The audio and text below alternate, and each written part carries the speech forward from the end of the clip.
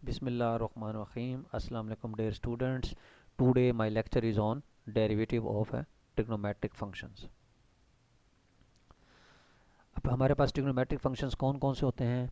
एक हमारे पास होता है साइन एक्स फंक्शन, एक होता है cosine x function, ten function, secant function, cosecant function, cotangent function. ये जितने भी फंक्शन हैं इन फंक्शंस को हम क्या कहते हैं, ट्रिग्नोमेट्रिक फंक्शंस कहते हैं।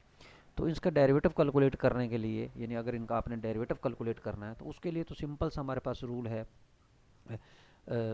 मतलब हमारे पास जो डेरिवेटिव के फाइंड करने की जो डेफिनेशन है, बेसिकली तो वो डेफिनेशन एफ प्राइम एक्स है, बराबर होता है limit X H approaching to zero F of X plus H minus F X over H. तो आप यहाँ फंक्शन की वैल्यू साइन एक्स पुट कर देंगे तो ये बन जाएगा sine of X plus H minus sine X over H. अब आपने इसको सिंप्लीफाई करना है। अब साइन अल्फ़ा प्लस बीटा का फार्मूला होता है, तो sine alpha cosine beta plus cosine alpha sine beta minus sine X over H. तो इसमें इस टर्म में देखें और इस टर्म में देखें, साइन एक्स आपके पास कॉमन आ रहा है तो ये बचेगा cosine h minus one over H. H आप इस पर अलग डिवाइड कर दें और इन पर अलग डिवाइड कर दें तो आपके पास ये देखें फैक्टर बन जाएंगे, ये sine x cosine h minus h over sine h over. अब हमारे पास limit h approaching to zero जब इसके ऊपर भी अप्लाई करेंगे और इसके ऊपर अप्लाई करेंगे, ये दोनों फार्मूले आपने याद रखने हैं कि cosine h minus one over H पर जब लिमिट अप्लाई होती है एच अप्रोचिंग टू जीरो तो ये ज़ीरो के बराबर होता है, और साइन एच ओवर एच पर जब लिमिट अप्लाई होती है तो वो वन के बराबर होता है। तो आप जब यहाँ वन पुट करेंगे, यहाँ ज़ीरो पुट करेंगे तो आप हमारे पास कोसाइन एक्स बचेगा सिर्फ। तो क्योंकि एक्स के अंदर लिम एच नहीं है इसलिए ये कोसाइन एक्स ही रहेगा। तो आपके पास इस फंक्शंस का जो डेरिवेटिव है वो कोसाइन एक्स हो गया। तो इसमें ये रिज़ल्ट है sine theta over theta, theta approaching to zero which is equal to one. इस रिज़ल्ट को हमने यूज़ किया यहाँ साइन थीटा ओवर थीटा, क्योंकि ये वन के बराबर है, यानी sign theta over theta mean कि थीटा जो एंगल ऊपर है वही नीचे डिवाइड हो रहा है और उसी की लिमिट है कि वो ज़ीरो को अप्रोच कर रहा है, तो किसके बराबर होगा, वन। तो ये रिज़ल्ट याद रखना है आपने। इस रिज़ल्ट को इधर हमने यूज़ किया है, और cosine h minus one over H ये रिज़ल्ट ये भी हमारे पास ज़ीरो के बराबर होता है, इसका भी उन्होंने आगे प्रूफ किया होगा।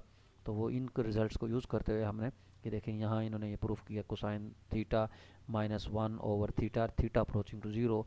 इसको देखें उन्होंने रैशनलाइज़ किया है, कोसाइन थीटा माइनस वन है तो प्लस वन से और मल्टीप्लाई डिवाइड करके जब सिंप्लीफिकेशन किया है तो ये ज़ीरो कैलकुलेट हुआ है। तो इन दोनों रिजल्ट्स को जब यूज़ किया है तो साइन एक्स का जो डेरिवेटिव आया वो कोसाइन एक्स कैलकुलेट हुआ है। तो ये जस्ट फार्मूला ही आप याद रख लें, ज़रूरी नहीं है कि हम इसका प्रूफ भी करें, आप जैसे इसके फार्मूला याद रख लें, इन फार्मूले को यूज़ करेंगे।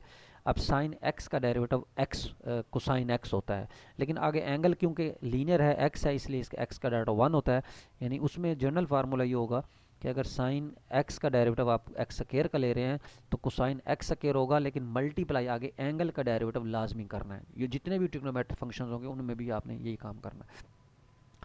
तो डिफरेंशिएट करेंगे जैसे x square into sine of x को, तो इसमें हमारे पास देखें आपने दोनों तरफ डेरिवेटिव अप्लाई कर दिया, तो इधर भी डेरिवेटिव अप्लाई कर दिया और इधर भी डेरिवेटिव अप्लाई कर दिया। अब क्योंकि देखें दोनों फंक्शंस मल्टीप्लाई हो रहे हैं तो हमने पीछे एक प्रोडक्ट रूल पढ़ा था डेरिवेटिव का कि जब दो फंक्शंस मल्टीप्लाई हो रहे हो तो उसका डेरिवेटिव कैसे कैलकुलेट करते हैं। उसमें ये एक पहला फंक्शन ये दूसरा फंक्शन, तो आप इसमें पहला फंक्शन वैसे रखते हैं, दूसरे फंक्शन का डेरिवेटिव लेते हैं, फिर जमा का साइन, फिर दूसरा फंक्शन जिसका पहले डेरिवेटिव लिया है उसको एज इट इज़ रखेंगे और जो पहला फंक्शन है जिसको छोड़ दिया था उसका डेरिवेटिव ले लेंगे। तो ये है प्रोडक्ट रूल। तो एक्स स्क्वायर वैसे ही साइन एक्स का डेरिवेटिव क्या हो जाएगा, कोसाइन एक्स। फिर साइन एक्स वैसे ही एक्स स्क्वायर का क्या होगा, पावर रूल लगेगा तो वो हमारे पास क्या हो जाएगा, 2x हो जाएगा। तो ये आपका डेरिवेटिव कैलकुलेट हो गया। इसी तरीके से ये कोसाइन एक्स है हमारे पास, जैसे साइन एक्स का डेरिवेटिव कोसाइन एक्स होता है और कोसाइन एक्स का डेरिवेटिव क्या होगा, माइनस साइन एक्स होगा। ये फार्मूला आपने याद रखना है, मतलब ये भी अगर प्रूफ करना चाहें तो उसी तरीके से प्रूफ हो सकता है। तो कोसाइन का डेरिवेटिव माइनस साइन। और इसी तरीके से जब टेन का होगा तो टेन पे हम लिख सकते हैं टेन को sign X over cosine x. तो प्रीवियस वीडियो में हमने कोशन थ्योरम भी पढ़ा था और प्रोडक्ट रूल पढ़ा था, तो वो यहाँ कोशन थ्योरम यहाँ इन्होंने अप्लाई किया, यानी ये एफ है ये जी है, तो कोसाइन एक्स का स्क्वायर हो जाएगा, cosine X as it is और फिर साइन का डेरिवेटिव, फिर दरमियान में माइनस साइन, फिर साइन एज इट इज़ और फिर कोसाइन का डेरिवेटिव।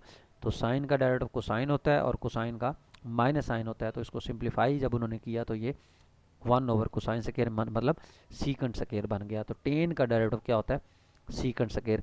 तो ये रिजल्ट आपने याद रखना।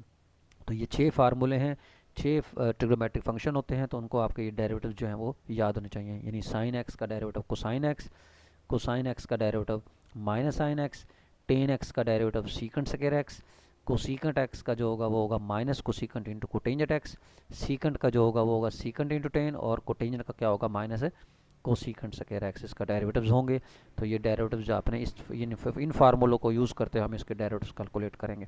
अब जैसे फॉर एग्जांपल यहाँ हमारे पास ये एक क्वेश्चन आ गया कि आपने इस फंक्शंस का डेरिवेटिव कैलकुलेट करना है।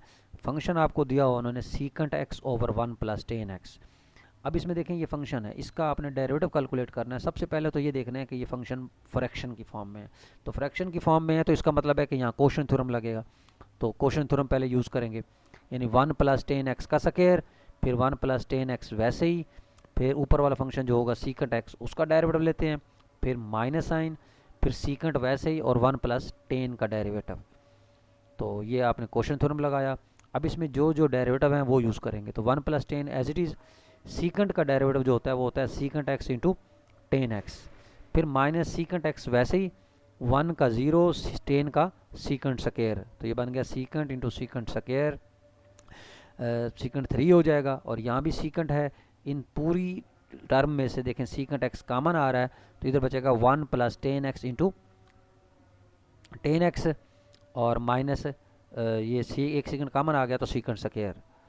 तो ten x, ten square minus secant square जो है वो 1 के बराबर होता है, या टेन स्क्वायर की वैल्यू पुट कर सीकेंट स्क्वायर माइनस 1, तो सीकेंट स्क्वायर माइनस 1 पुट करेंगे तो सीकेंट स्क्वायर से कैंसिल, माइनस 1 आपके पास बचेगा। तो आपके पास ये इस फंक्शन का डेरिवेटिव,